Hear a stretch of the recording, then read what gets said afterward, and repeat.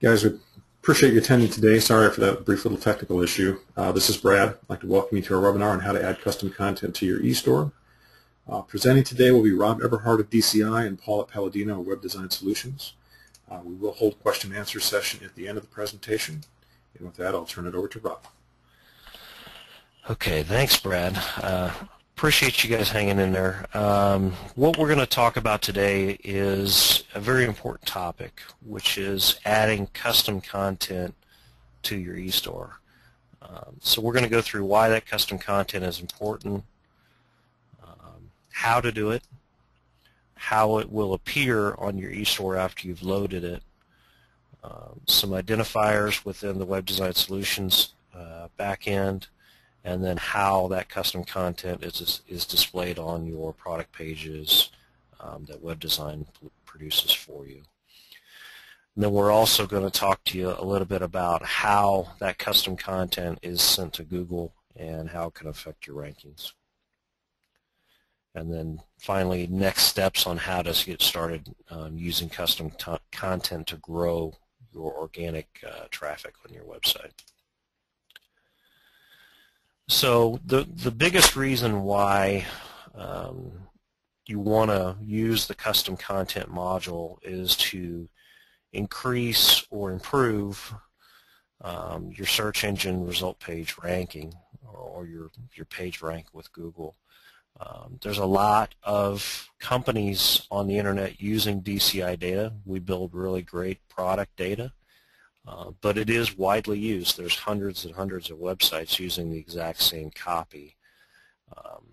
What this solution does is it gives you the opportunity to make those product pages unique by writing your own features and benefits, your own information about the manufacturer, or down to the part level. You can write custom content about that particular part, and we'll show you how to do each one of those levels today. So the first step is to go to Catalog Rack and log in. Click on Customize Your Rack, type in your secondary password, and then you're ready to start. So there's three levels of custom content. I describe it as it's almost like painting. There's three different brushes that you've got to customize that information. The broadest brush that'll make the biggest impact in the shortest amount of time is by rewriting the catalog copy or the information about that manufacturer. If you do that, it will apply that custom content to every part number within that brand. So if you rewrite the About Us for Edelbrock, if you're a performance website, or for Weston, if you're a truck accessory website, those thousands of pages that are built for those brands will all have that same content on them. If you put the right keywords and the right information on those pages, that can improve your ranking for those products. So that's the first place I would start, which is the catalog copy.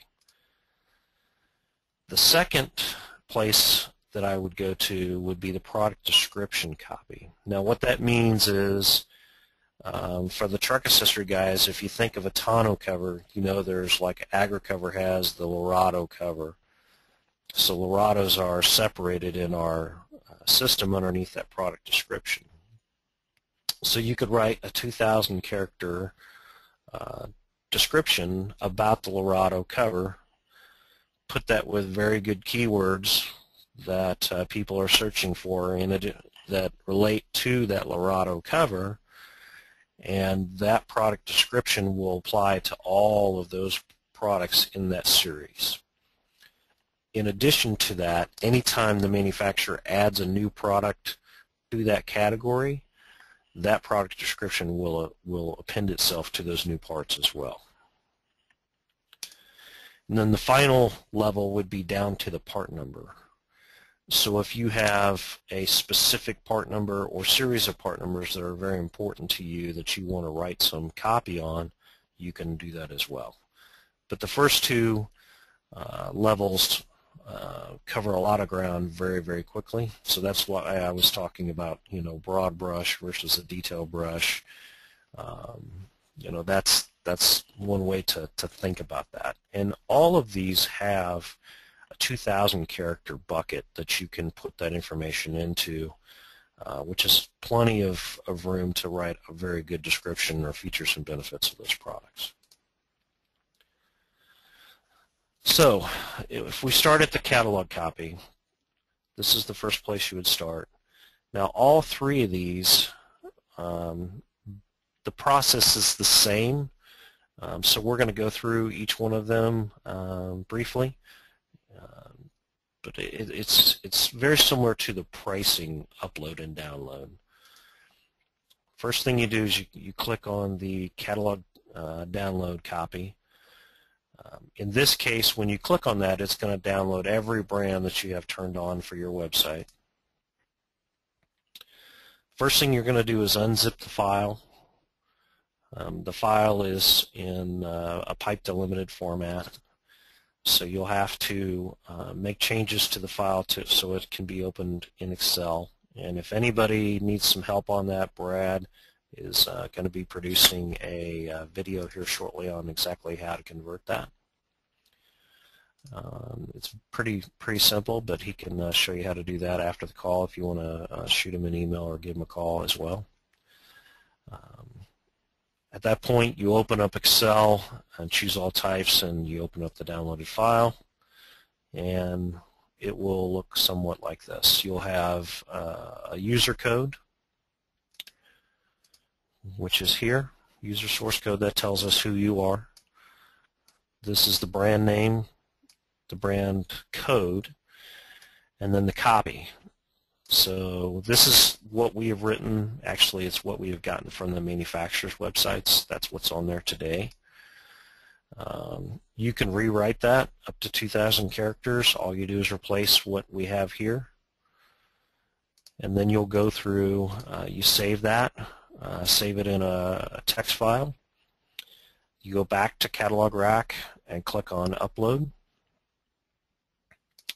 You have to make sure the formatting is correct, which is basically the same way that it came out. And when you upload that, that will, within 24 hours, will replace this copy down here in the manufacturer's area. And this can be done with just text. You can inject HTML into this, so you can show images and different things like that, and Paulette's going to go through that a little bit towards the end of the webinar. But this information here is totally customizable by you through the catalog code upload and download. So the next level works exactly the same way. It's the product description level, so it's like that Lorado tonneau cover or that Performer intake manifold example. The difference here is you select a brand at a time, so you would pick a brand like BAK, go through that same process to get it into Excel. This shows you the product description that are available from that particular brand, so if you wanted to do any of their particular products, the boards or anything like that, you would pick that and then write 2,000 character, up to 2,000 characters and copy.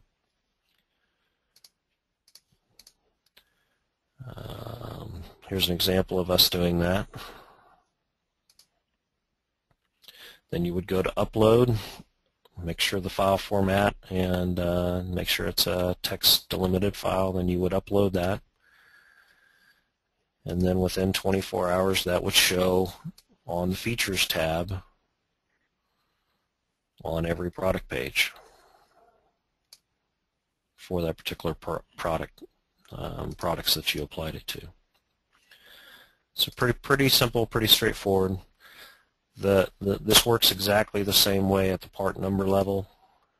You just do the download, convert it into Excel. Instead of having series of part numbers, you have the exact part numbers. You can write whatever you want about that part number, drag and copy, however you want to do that. Go to upload it, and then again it'll create a new features tab and put that information right here. So all three levels work the same way. Fairly simple. Biggest thing is making sure that when you download and upload that you convert them correctly into Excel, and when you upload them they're in a tab delimited format with the correct columns, and then it should load pretty much automatically. So at this point I'll hand it over to Paulette, and she'll talk to you a little bit about the Web Shop Manager side of the solution. Thank you, Rob. Welcome, everyone. Like Rob said, this is actually pretty exciting information, and what we're presenting on today really does allow you to customize not only the product pages that appear on the eStore, but the product pages that we have in Web Shop Manager as well. One of the things that we've been able to do on the Web Shop Manager side is give you some control on where that information actually appears, and I'll be covering that in just a few slides here. First, I wanted to relate the terminology that Rob is using to identify this content to the terminology that we're going to be using on the Web Shop Manager side. We tried to keep things a little bit simplified, so depending on how we move forward with this data and other customizations, it's an easy transition. So where Rob talked about the catalog copy, anything having to do with that manufacturer, like he had stated on the eStore pages, we actually have a manufacturers tab. We have that same manufacturers tab on your Web Shop Manager pages. So that is basically a one-to-one type relationship.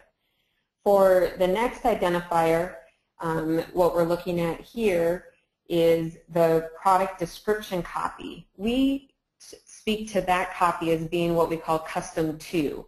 And so when we receive a file from DCI on a daily basis, or when changes are made within the eStore, we have a column in that spreadsheet or in that data file that's called custom to. And we're able to call that information on the import process and display that in different areas. And like I said, we'll talk about that here in a second. The last identifier, which is the part copy, we call custom one. And so as I move forward through these next slides, I'll be talking about the three different data elements by referencing custom one, custom two, and manufacturer. Okay? So with moving on to the next slide, what we'll be looking at here is how, is that information actually displayed on your individual product pages. And I just pulled a snippet of this so you can see a portion of it from a product page on our demo site. And you can see just like what you're seeing on the iframed eStore page, we have a manufacturer's tab. And as Rob mentioned, you can have HTML in that tab, you can have straight text, you can even insert an image if you would like to have an image. Whatever information you import back into the catalog rack will actually be displayed here as well as on the eStore page. A lot of what I've seen other clients do, and for all of you that are live with your sites, you're already seeing this tab. We went ahead and implemented this feature onto your sites because we felt the value of having it was so strong. So this has actually been out there for several months for you. But of course after today you'll be able to go in and actually modify things as you see fit. But some of the common things that we've seen people do here is they'll include, especially if you have a brick and mortar store, you'll include information about where you're located. So you can talk about the fact that you sell back industries in San Diego, California, and actually bring that geographical information in there, building potentially some more relevance for people that are searching to buy locally. The next slide, here we're going to talk about how the custom content can come in. And we offer two different groupings of areas where you can bring in the custom one and the custom two. And you can bring both data elements into the same area, or you can split them up into the two different areas. What we're seeing right here is the description field within Web Shop Manager. And the description field will always appear to the right or the left of the actual image on your Web Shop Manager page. The information that you're seeing is, that actually Rob's highlighting right now, is the standard information that comes in from Catalog Rack, and what he's highlighting now is the customized information. So by default, Custom 1 and Custom 2 is coming into that bottom location. However, if you came back to me and you said, hey Paulette, you know, I really want my Custom 1 data to appear at the top of my description, I can make that change for you. So every spot where you see an arrow is where I can insert that information, whether it's just the Custom 1 or the Custom 2 or a combination of both. The next slide will talk about the other area that you can add your information, and that section is the description that appears below the product images, and it's actually the description tab. In Web Shop Manager, we reference this as the extended description. And again, for this one, you have 3 different areas that you can insert either the Custom 1 or the Custom 2, or again, both information. And the arrows there indicating where that information can be displayed. By default, there is no additional Custom 1 or Custom 2 information that's displayed in this area, but again, if you let me know that you want it to be displayed down there, I can easily move that for you. Okay. For the next portion, some of the things that we're going to talk about here is other data that we've actually added to the data feeds that we're getting from DCI. And one of them is year, make, model information. And what we've done is we've pulled 20 phrases of information about year, make, model. And what we actually pull first is the make, the model, and then the year, up to 20 phrases. So depending on the part, I may actually see all of the vehicle application that's available listed independently. Or if it's a part that fits a lot, I'll just get the first 20 makes or the first 20 makes and models. What we've done with this information is we've actually inserted it into the extended description for you, and we've also pulled it into the keywords, which is part of the reason why we limited it to 20, is because Google has a, if you overload your keywords with an excessive amount beyond 20, Google doesn't have the way the relevance of those terms is heavy as it would if you were to limit that. So that information is actually being pulled in for you and displayed on your product pages at this time. The next point here that we'll go over is what are some of the things that we can talk about as far as what the customized data does to enhance your pages. And Rob touched on this earlier as far as the importance of being able to customize this, because it makes your product pages unique from the other DCI clients' product pages. And Google really does want to see unique information. Now, we're doing some uniqueness already whenever we import your information into Web Shop Manager. We're going through and we're using what you specialize in, what your business name is, and so there's a little bit of uniqueness there already, but really taking this custom content to another level is going to assist you with getting better organic listings. I'm not sure how many of you were actually on our webinar last week, but we did talk about the changes that Google Shopping is making. And so one of the things that we're emphasizing with this presentation today is not only how can this help you with the Google Shopping changes, but really what difference is this going to make for the organic listings that you're getting. And one of the things that we're seeing is that with Google.com, everything's about relevance. What do you have on your page that is relevant to the information that someone searched on? So as I typed in, back industries, backflip 2, How many times does that term appear on your actual product page? Where is it located on your product page? How is it used in relationship to the other words on your product page? And so Google has this massive formula that they use to talk about, how can I, to talk about how is that relevant with the search that the customer has actually done. And so we're really, looking at, what is the different things that you can do with the data that you're putting into these custom fields to ensure the relevance of the terms that are being searched by clients. And so we, really, felt it was important to give you that capability, and that, this is a great opportunity for that. With the next slide, what we're going to look at here is what are your next steps? What do what decisions do you need to make as a business owner? And really the first one is do you want to customize your data? Do you want to spend, take the time to actually pull the information out of the eStore, find out how do you need to customize this, each level, and, once you make that decision to customize, then of course it's going through and finding the right information, and then notifying Web Shop Manager, or our support team here, that you have customized the data. And like I had mentioned earlier in the slide, we're actually already importing or making it available to import that information now. But if you want to customize where it appears on,